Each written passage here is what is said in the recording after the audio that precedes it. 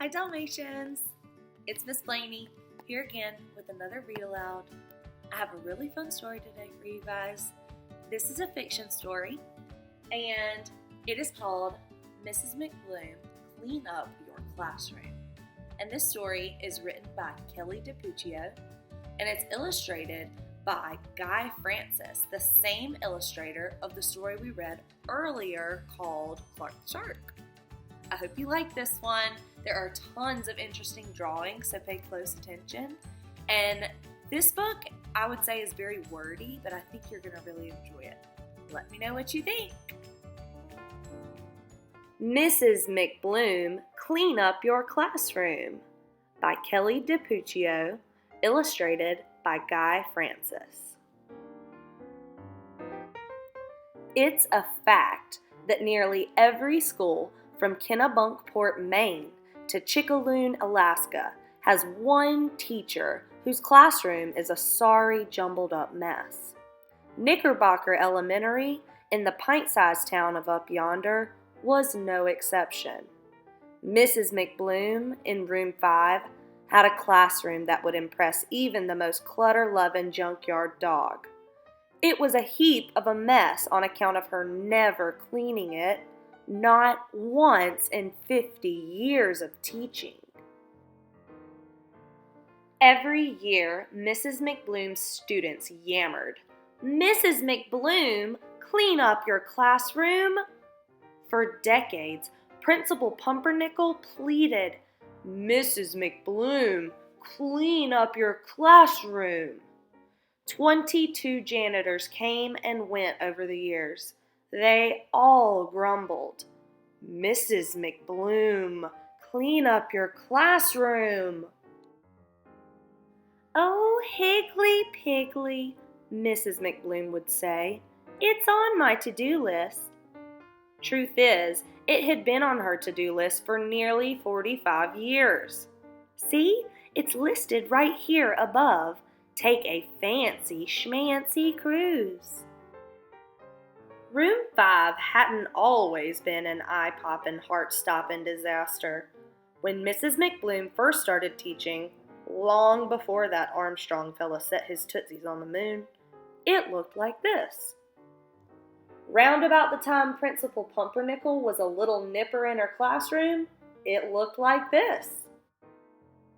Now, 1 week before Mrs. McBloom was fixing to retire, her room looked like this. Giant sunflowers drooped over desks like decorative lamps. Tangly vines with fat green beans climbed the walls, and a genuine, full-grown, ruby-red apple tree grew smack dab in the middle of her classroom.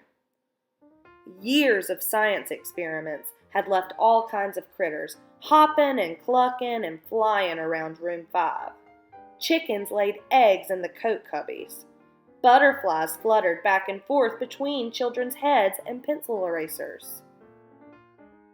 There were more books stacked in Mrs. McBloom's room than there were in the entire Up Yonder library. And you can bet your uncle's monkey that there were more piles of paper crammed into room 5 than there were in the entire Up Yonder paper airplane factory right down the road. Now, something drastic had to be done right quick. Sweet young Miss Bumblesprout was preparing to take Mrs. McBloom's place in the fall. Miss Bumblesprout fretted, "Mrs. McBloom, clean up your room, pretty please." "Oh, Higgly Piggly," sighed Mrs. McBloom, scratching her beehive hairdo. "I've backed myself into a pickle. How am I ever going to get this room cleaned up in a jiffy?" The rooster perched on the piano belted out a hearty cock-a-doodle-doo. "That's a humdinger of an idea, Rudy. Much obliged," said Mrs. McBloom. Mrs. McBloom moved a cluster of frogs aside and wrote an assignment on the board. Homework. Come up with an idea to get room number 5 tidy, lickety-split. Be creative. Stretch your imagination. Use your noggin. Anything goes. By the end of the following week, the whole class was bustin' with excitement. One by one, kids came to the front of the room, just past the mushroom patch, but before the mountain of unclaimed mittens and gym sneakers, to share their ideas. Sam Wigglesworth had invented a super-duper picker-upper thingamabob. It can pick up from 0 to 10 in 60 seconds. Lily Lumpkin suggested Mrs. McBloom hire a magician. Then, abracadabra, everything will disappear. Cooper Butterbaker brought in a herd of hungry goats from his daddy's farm to demonstrate their voracious appetites. They once ate a rusty pickup truck in 3 hours flat. On and on the ideas kept coming. Mrs. McBloom recorded them on the chalkboard. Georgia Peachpit was the last student to raise her hand. She stepped over the world globe, shooed Cooper's goats, and unrolled a colorful poster board. The poster says, "Help Mrs. McBloom clean up her room day. All of Up Yonder is invited, Saturday, 10 o'clock a.m. If each citizen shows up to remove one item, room 5 will be tidy lickety-split. Free eggs and apples to everyone who helps." "By Georgia, that's it!" hollered Mrs. McBloom. "A dilly of an idea." Word of "Help Mrs. McBloom clean up her room day" spread through the town faster than Corky Redmond's chicken pox in the spring of '99. Seeing as nearly every citizen of Up Yonder had been a student of Mrs. McBloom's at one time or another, the whole town showed up on Saturday to help. A line loop-de-looped through the halls, out the door, down the hill, and past the water tower. Single file, folks moseyed through room 5, picked up one item, and moved on. The Up Yonder Kazoo Band provided live entertainment. The PTA passed out free refreshments, and Mrs. McBloom got to personally shake hands with all her former students. She bawled like a baby in wet britches. Heavens to belly buttons, the treasures they pulled from the rubble were astounding. Long-lost works of art, important historical documents, and rare geological finds were discovered. The Up Yonder parade of pickers went on plucking for hours. Among other things, they fished out 4 feathered quill pens, a pot-bellied stove, 3 buffalo nickels, a postcard signed by President Roosevelt, 13 petrified cupcakes, a poodle skirt, a Howdy Doody coffee mug, a litter of kittens, a rotary dial telephone, and a flag with 48 stars?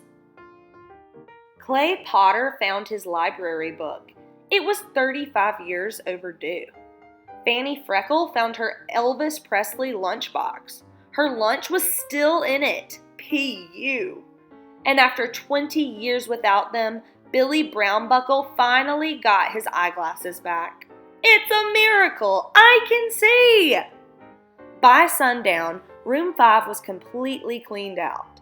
The apple tree was replanted next to the playground and dedicated to Mrs. McBloom. Principal Pumpernickel awarded Georgia the prestigious Knickerbocker Whippersnapper Award of Excellence. Splendid use of your noggin, Miss Peachpit. Thank you, sir. All in all, it was a mighty fine day for all the good folks of Up Yonder.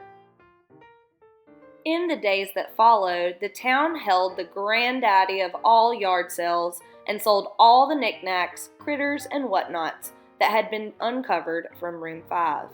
The money raised was used to send Mrs. McBloom on a fancy schmancy cruise. Oh, Higgly Piggly, bless your hearts. Bon voyage.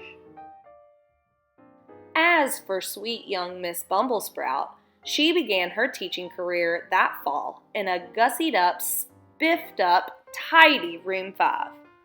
Good morning, class. Open your science books. Today, we're going to plant pumpkin seeds.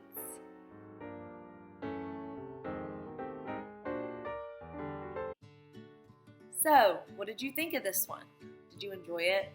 Could you tell somebody what the problem in the story was? Could you tell them how did they solve the problem in the story? I hope that my classroom never ends up as cluttered and crazy as Mrs. McBloom's classroom. I hope you guys have a wonderful day, and I will see you here next time. Bye!